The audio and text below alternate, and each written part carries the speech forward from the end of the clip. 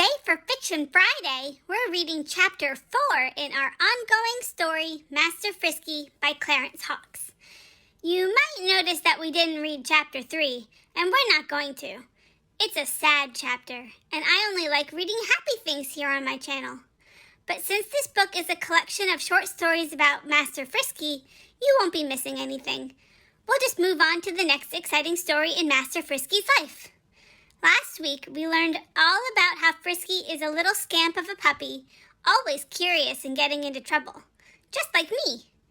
I'm curious what we'll learn about him and his life today. Let's find out together.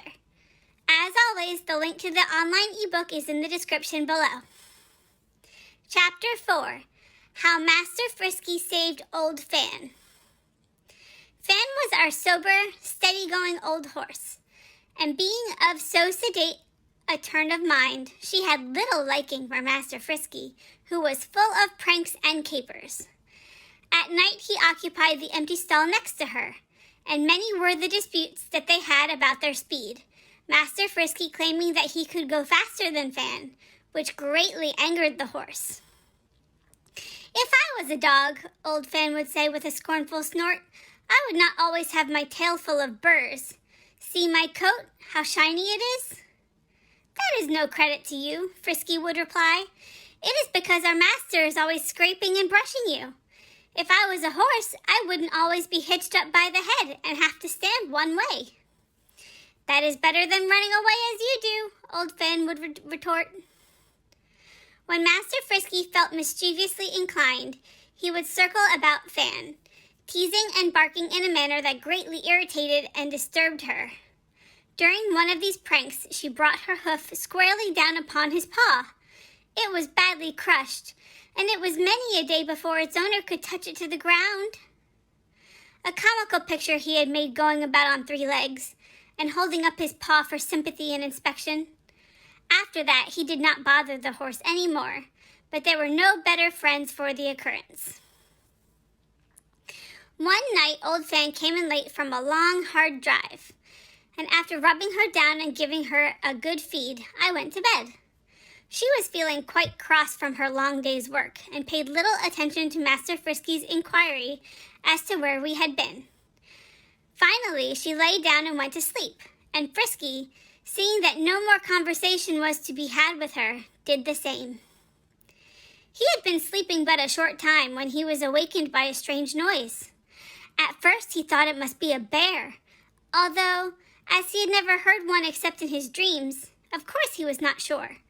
But when he got fairly waked up, he discovered that it came from old Fan's stall.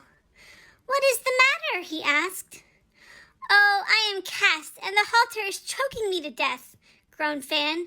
"Call Master, that's a good dog, quick."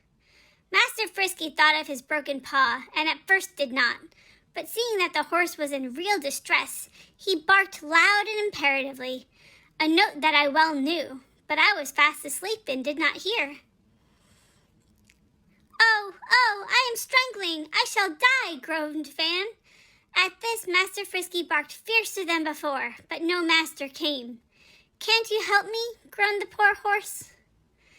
"I would if I could," said Frisky, and he felt real frightened about Fan, for they were really not as bad friends as they had made believe.